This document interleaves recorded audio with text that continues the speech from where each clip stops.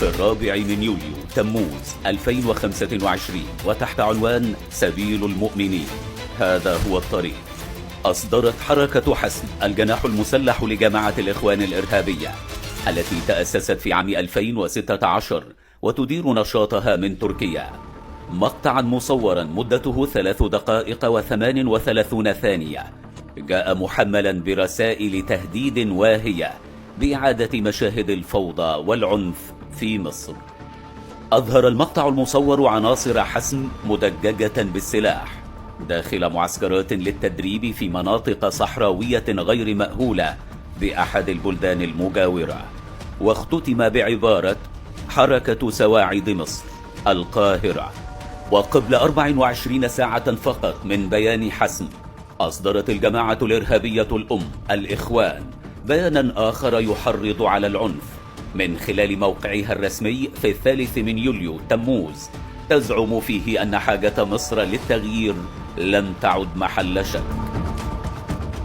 بالتوازي مع كل ذلك، كانت مجموعة من عناصر حركة حسم الإرهابية في الخارج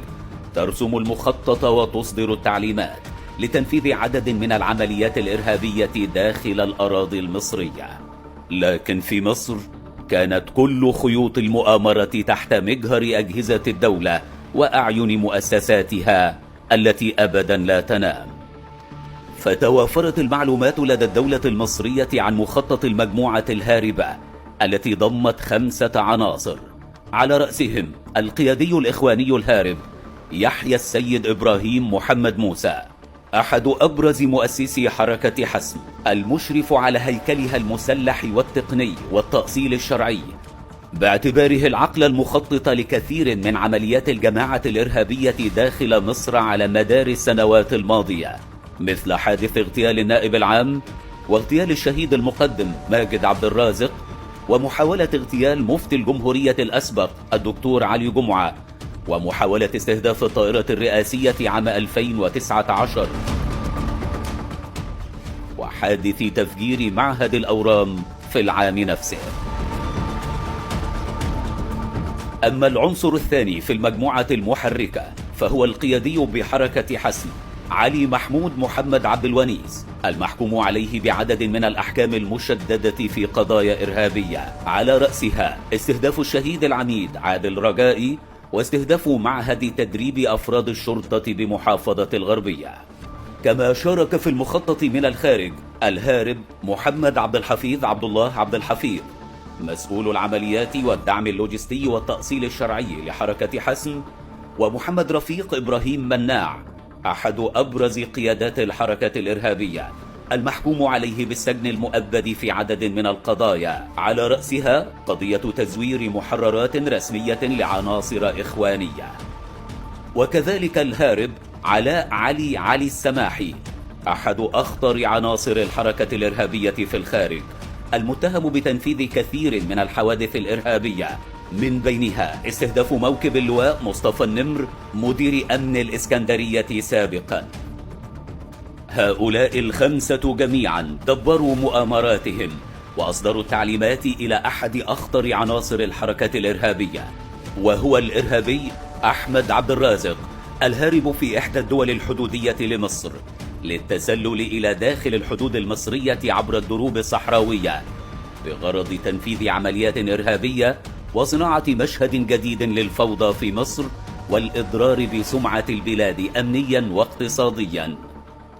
لم يكن أحمد عبد الرازق المكلف بتنفيذ المخطط مجرد اسم عادي على قوائم الإرهاب، فسيرته الذاتية ملأى بالدم والعنف، من دوره في محاولة استهداف الطائرة الرئاسية في مايو أيار عام 2019 إلى مشاركته في اغتيال الشهيد المقدم ماجد عبد الرازق في أبريل نيسان عام 2019 بمنطقة النزهة بالقاهرة. واستجابة للتعليمات الواردة من الخارج، بدأ الإرهابي عبد الرازق بالتسلل إلى مصر، لكنه لم يكن يعرف أنه مرصود منذ خطوته الأولى وأنه ذاهب إلى مصيره المحتوم.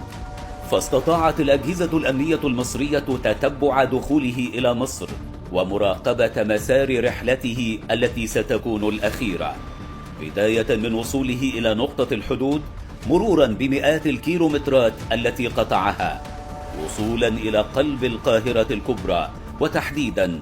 شارع محمد صديق المنشاوي بجوار محطة مترو فيصل في منطقة بولاق الدكرور بمحافظة الجيزة. هنا في العقار رقم 7 بالطابق الثالث، وداخل شقة لا تتجاوز مساحتها 100 متر مربع، اختبأ الإرهابي المتسلل وسط منطقة متكدسة بالسكان، ومعه عنصر إرهابي آخر هو إيهاب عبد اللطيف أحد أعضاء حركة حسم، استعدادا لتنفيذ إحدى العمليات الإرهابية. ربما لم يدر بخلد عبد الرازق أنه طوال رحلته لم يكن بعيدا عن أعين رجال الأمن المصري ولو لحظة واحدة، منذ أن وطئت قدماه الأراضي المصرية حتى وصوله إلى الوكر المختبئ فيه كفأر هارب.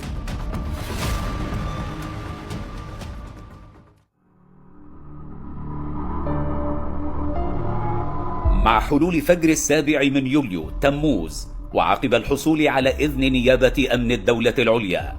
نفذت قوات إنقاذ الرهائن التابعة لقطاع الأمن الوطني خطتها المحكمة والنوعية للقبض على العنصرين الإرهابيين داخل الوحدة السكنية المكونة من 3 غرف والمحصنة ببابين،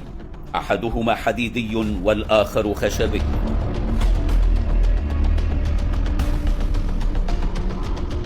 طوقت قوات الأمن العقار رقم 7 من كل جهاته،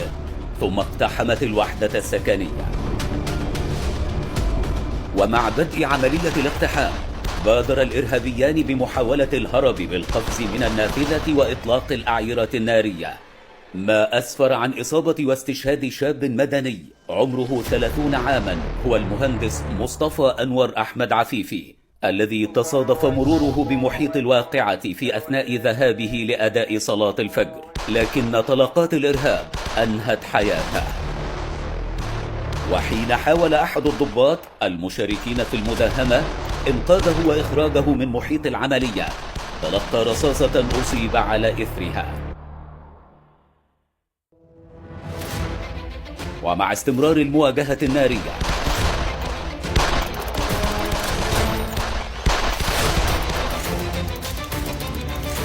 نجحت قوات الأمن في تصفية الإرهابيين، وضبط معهما خزينتا رصاص وطبنجتان وعدد من الأسلحة. هكذا أحبط مخطط الجماعة الإرهابية لإعادة مشهد الفوضى في مصر،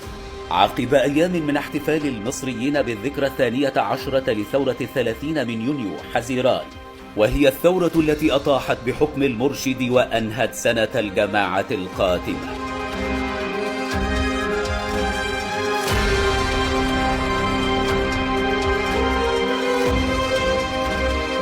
ورغم عمق المؤامرة التي تديرها أطراف كثيرة من خارج البلاد،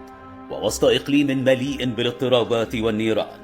فقد حالت يقظة رجال الأمن المصريين دون تنفيذ المخطط الإرهابي، ليس بإسقاط عنصري حركة حسم اللذين اختبأ في عقار بولاق الدكرور فحسب، وإنما بإفشال مخططات كل من يدعم التنظيمات الإرهابية أو يمولها بالسلاح والمقاتلين أو يوفر لهم التدريبات أو يصدر لهم التعليمات، لتبقى مصر آمنة محفوظة بقوة مؤسساتها الوطنية وتماسك شعبها ووحدته.